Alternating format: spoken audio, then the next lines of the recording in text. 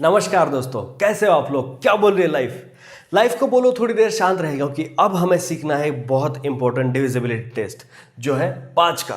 तो आज का टॉपिक में हम सीखते हैं डिविजिबिलिटी टेस्ट ऑफ 5। सबसे पहले हम देखते हैं 5 का डिविजिबिलिटी टेस्ट क्या है और उसके बाद कुछ एग्जांपल्स के साथ समझ लेते हैं कि उसे एक्चुअली में कैसे इंप्लीमेंट करना है। बहुत छोटा टेस्ट है, बहुत सिंपल टेस्ट है। ध्यान से अगर देखोगे तो एक बार में सीख जाओगे, पूरी जिंदगी भर याद रहेगा। ठीक है, चलो मेरे साथ।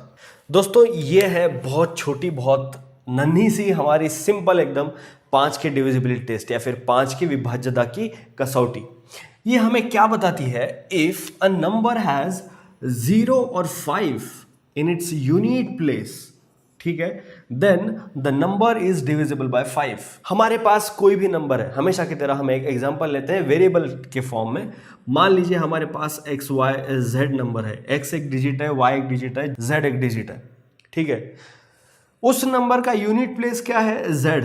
ये सबसे राइट में जो है वो यूनिट प्लेस होता है। ठीक है, अगर z इज इक्वल टू 0 और अगर z इज इक्वल टू 5 तो ये जो पूरा नंबर है एक्स वाई जेड ये 5 से डिविजिबल है। मतलब क्या? अगर हम इस पूरे नंबर को 5 से डिवाइड करेंगे तो कोशंट कुछ इंटीजर आएगा और रिमाइंडर आएगा 0। ठीक है, तो बेसिकली ये z हमारा 0 या 5 होना जरूरी है। इधर चाहे कुछ भी हो, फिर x हो, y हो, यहां पे z हो, w हो, p हो, कुछ भी हो। अगर z 0 या 5 है तो उस नंबर को 5 से डिवाइड कर सकते हैं। समझ आ रहा है? अब एग्जांपल देखते हैं, एक दो एग्जांपल देखेंगे। ठीक है, पहला एग्जांपल है, मान लीजिए हमारे पास नंबर है 53265 और दूसरा एग्जांपल है 59623। कोई भी रैंडम दो नंबर मैंने उठा लिए, जैसे मेरे दिमाग में एक एक डिजिट आता गया, मैं यहाँ पे लिखता गया, एक रैंडम नंबर है। ठीक है, अब हम क्या करते हैं कि इसका यूनिट डिजिट देखते हैं। यहाँ पे 5 है, इसका यूनिट डिजिट देखते हैं, यहाँ पे 3 है। हमें क्या चाहिए? या तो 0 या फिर 5। यहाँ पे 5 है, मतलब ये 5 से डिविजिबल होना चाहिए। यहाँ पे 5 नहीं है, 0 नहीं है, मतलब ये 5 से डिविजिबल नहीं होना चाहिए। अब हम क्या करते हैं, इन दोनों नंबर को 5 से एक्चुअल डिवाइड करते हैं। डिवाइड करने के बाद देखेंगे कि क्या रिमाइंडर कुछ आता है। ठीक है, देखो 53265 इसको हम 5 से डिवाइड करते हैं।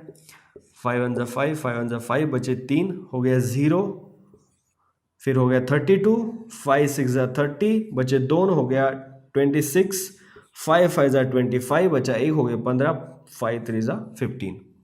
ये हमारा आ गया कोशंट और रिमाइंडर आ गया 0। अगर 53,265 को हम 5 से डिवाइड करें तो हमारा क्वोशंट आता है 10,653 और रिमाइंडर आता है 0। ठीक उसी तरीके से अगर हम 59,623 इस नंबर को 5 से डिवाइड करें तो 5 1 5, 5 1 5, ये बचे 9, 5 1 5, बचे 4, हो गए 46, 5 9 45, बचा 1, हो गए 12, 5 2 10, बचे 2, हो गए 23, 5 4 20, बाकी बचा 3। ये हमारा रिमाइंडर है और ये हमारा क्वोशंट है। अगर हम 59,623 इस नंबर को 5 से डिवाइड करते हैं तो क्वोशंट आता है 11,924, लेकिन यहां पे डिवीजन खत्म नहीं हो रहा क्योंकि हमारा रिमाइंडर 3 है, 3 नंबर फिर भी बच रहे। मतलब ये नंबर 5 से डिविजिबल नहीं है। यहां पे हमारा रिमाइंडर 0 आ रहा है, मतलब ये नंबर 5 से डिविजिबल है। हमारी टेस्ट ने क्या बताया था? अगर 0 या 5 है यूनिट प्लेस में तो डिवाइड कर सकते हैं, हमने कर लिया। हमारे टेस्ट ने बताया था कि 0 या 5 अगर है यूनिट प्लेस में तो डिवाइड कर सकते हैं, अगर नहीं है तो नहीं कर सकते। यहां पे नहीं है, हम नहीं कर पाए। समझ आ रहा है? बहुत सिंपल, बहुत छोटी, बहुत नन्ही सी कसौटी है डिविजिबिलिटी टेस्ट ऑफ 5।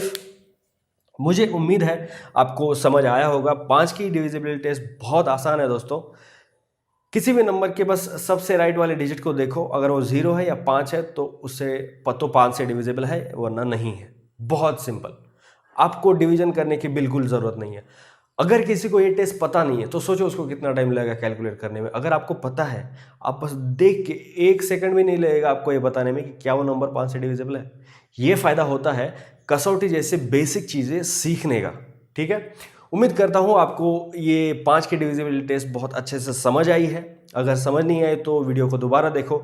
अगर दूसरी बार भी समझ नहीं आया तो कमेंट में लिखो आपको क्या समझ में नहीं आया। आपका जो भी डाउट है या फिर आपको कोई अलग डाउट होगा, कहीं और से आपने कुछ एग्जाम्पल सॉल्व करने के लिए वो सॉल्व नहीं हो रहा, कमेंट सेक्शन में लिख दो, मैं तुरंत आपको रिप्लाई कर दूंगा। अगर कुछ अर्जेंट पूछना है जो भी पढ़ाई के बारे में वगैरह कुछ, तो मैंने अपने सोशल मीडिया हैंडल्स भी डिस्क्रिप्शन में दे रखे हैं नीचे, वहाँ पे आप मुझे मैसेज कर सकते हो। अब हम मिलते हैं हम अगले लेक्चर में, जहाँ पे हम सीखेंगे डिविजिबिलिटी टेस्ट ऑफ 6। तब तक आप हंसते रहो, खेलते रहो और हमेशा की तरह सीखते रहो।